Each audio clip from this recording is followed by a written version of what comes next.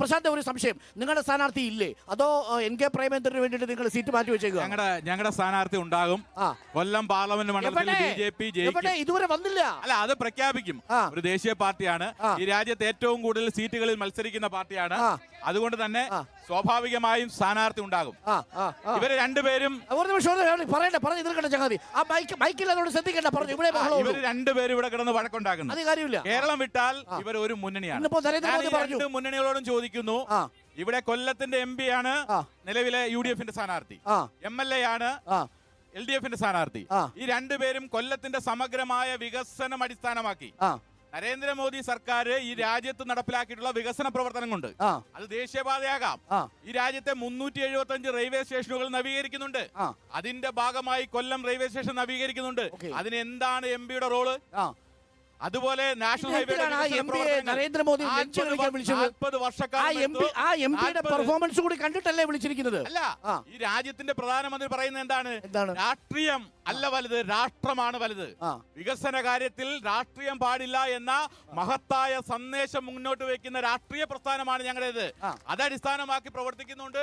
എല്ലാ രാഷ്ട്രീയ പാർട്ടിയിൽപ്പെട്ട MP-മാരെ ഞങ്ങൾ വിളിക്കാറുണ്ട്, അത്രേ ഉള്ളൂ, സഹകരിക്കാറുണ്ട്. പ്രേമചന്ദ്രൻ അറിയാം, നരേന്ദ്രമോദിയാണ് അധികാരത്തിൽ. കൊല്ലം ഫാത്തിമ കോളേജിൽ നടന്ന പരിപാടിയിൽ ഞാനും കൂടി പങ്കെടുത്ത വേദിയിൽ അദ്ദേഹം പറഞ്ഞു, അടുത്ത പ്രധാനമന്ത്രിയാകാൻ യോഗ്യതയുള്ള ആളാണ് നിർമ്മലാ സീതാരാമൻ എന്ന് പറഞ്ഞു. കൊല്ലം ഫാത്തിമ മാതാ നാഷണൽ കോളേജിൽ നടന്ന കഴിഞ്ഞ മാസം നടന്ന പരിപാടിയിൽ ഞങ്ങൾ വെല്ലുവിളിക്കുന്നു, കൊല്ലത്തിന്റെ സമഗ്രമായ വികസനം. നിങ്ങൾ ബസ് സ്റ്റേഷൻ കൊല്ലത്തേക്ക് കടന്നു പോകുന്ന സമയത്ത് നിങ്ങൾക്ക് നോക്കാം, ആ ബസ് സ്റ്റേഷന് മുന്നിൽ മൂക്ക് പൊത്തി അല്ലാതെ നിൽക്കാൻ കഴിയില്ല. നിന്ന് കഴിഞ്ഞാൽ കോൺക്രീറ്റ് പാളികൾ അടന്ന് തലയിലേക്ക് വീഴുന്നു. അതാണോ കൊല്ലത്തിന്റെ വികസനം?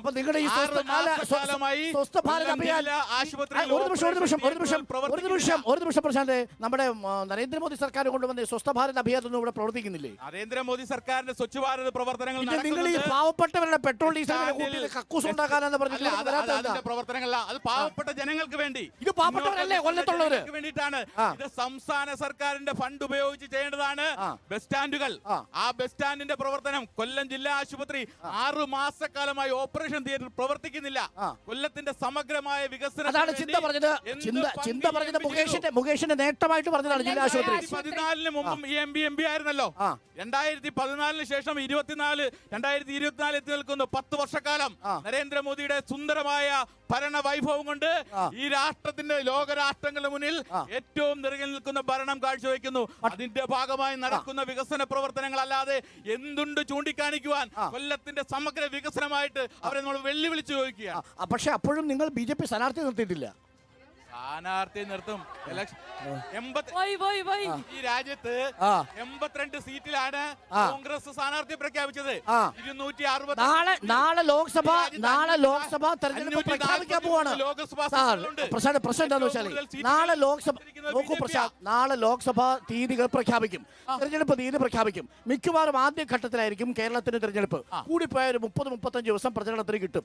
നിങ്ങളുടെ സ്ഥാനാർത്ഥി ഇതുവരെ നിങ്ങൾ ചിന്തിച്ചിട്ട് പോലുമില്ല. ഈ നാട്ടിൽ നടപ്പിലാക്കിയ വികസന പ്രവർത്തനങ്ങൾ മതി ഞങ്ങൾക്ക് ജയിക്കാൻ. പക്ഷെ സ്ഥാനാർത്ഥി വേണ്ടേ? സ്ഥാനാർത്ഥി തെരഞ്ഞെടുപ്പ് നാളെ പ്രഖ്യാപിച്ചില്ലല്ലോ. സ്ഥാനാർത്ഥി ഉണ്ടാകും. ഇന്ത്യ മഹാരാജ്യത്തെ ഏറ്റവും വലിയ രാഷ്ട്രീയ പാർട്ടിയാണ്. അല്ല, എന്റെ ഒരു സംശയം, നിങ്ങൾ UDF-ൽ ഒരു സീറ്റ് മതി, RSPക്ക് ഒരു സീറ്റ് പ്രഖ്യാപിച്ചാൽ മതി. 20 താഴെ സീറ്റിലാണ് CPM മത്സരിക്കുന്നത്. BJP അങ്ങനെയല്ല. അതുകൊണ്ട് അതിന്റേതായ പരിമിതികൾ പക്ഷെ അപ്പൊ കൊല്ലത്തിൽ ആ പരിമിതിയിൽ ഞങ്ങൾ ജയിക്കും. നരേന്ദ്രമോദി സർക്കാർ നടപ്പിലാക്കിയിട്ടുള്ള വികസന പ്രവർത്തനങ്ങൾ കൊല്ലത്തും നടപ്പിലാക്കിയിട്ടുണ്ട്. MP എന്നുള്ള നിലയിലല്ല, അത്രയ്ക്കും ആത്മവിശ്വാസമുണ്ടെങ്കിൽ നിങ്ങൾ ഈ പത്മിനി തോമസിന്റെയും പത്മജയും ഒക്കെ തേടി പോകുന്നത്, പത്മനാഭനെയൊക്കെ തേടി പോകുന്നത് ഞങ്ങളിലേക്ക് വരാൻ തയ്യാറാണ്. ഞങ്ങളിലേക്ക് വരുന്നവരെ 2 കൈ സ്വീകരിക്കാൻ ഞങ്ങൾ തയ്യാറാണ്. അവിടെ രാഷ്ട്രീയം നോക്കാറില്ല. എല്ലാവരെയും ഞങ്ങൾ സ്വീകരിക്കും. ആര് വന്നാലും നിങ്ങൾ സ്വീകരിക്കും. അവസാന ഘട്ടത്തിൽ ഒറ്റ കാര്യം കൂടി, ഇലക്ട്രൽ ബോണ്ട് ഒരു വലിയ പാരയാവൂത്. ഇന്ന് പുതിയ കണക്ക് വന്നേക്കുന്നു, 6060 കോടി രൂപയാണ് BJPക്ക് മാത്രം തന്നിരിക്കുന്നത്. അതിൽ തന്നിരിക്കുന്ന ഒരു പ്രമുഖ കക്ഷിയുടെ പേര് പറയാം, സാന്റിയാഗോ മാർട്ടിൻ. രാഷ്ട്രീയ പാർട്ടികൾ ഫണ്ട് സ്വീകരിക്കുന്ന ആദ്യമായിട്ടൊന്നുമല്ല. എല്ലാ കാലഘട്ടത്തിലും രാഷ്ട്രീയ പാർട്ടികൾ ഫണ്ട് സ്വീകരിക്കാറുണ്ട്. അത് ഇടതും സ്വീകരിക്കും, വലതും സ്വീകരിക്കും. പറയാൻ കഴിയില്ല. CPM ഫണ്ട് സ്വീകരിച്ചതിന്റെ തെളിവുകൾ പുറത്തുവരും. ഇന്ന് കേരളത്തിലെ ഏറ്റവും വലിയ സാമ്പത്തിക മുതലാളിത്ത പാർട്ടിയാണ് അത് വേണ്ടെന്ന് പറഞ്ഞ പാർട്ടിയുടെ പേരാണ് CPM എന്ന് മാത്രമേ ഞങ്ങൾക്ക് പറയാനുള്ളൂ. അല്ല, ഒരു നിമിഷം CPM ഫണ്ട് എങ്ങനെ പുറത്തു വരും? CPM ഇലക്ട്രൽ ബോണ്ട് വാങ്ങിയിട്ടില്ല പ്രശാന്ത്. ഈ സംസ്ഥാനത്തിന്റെ ഏറ്റവും വലിയ സാമ്പത്തിക രാഷ്ട്രീയ പാർട്ടി CPM ആണ്. CPM-നുള്ള ഒരു ആസ്തി അത് സാധാരണക്കാരായ ആളുകൾ ബക്കറ്റ് പിരിവെടുത്തും ആടിനെ വിറ്റും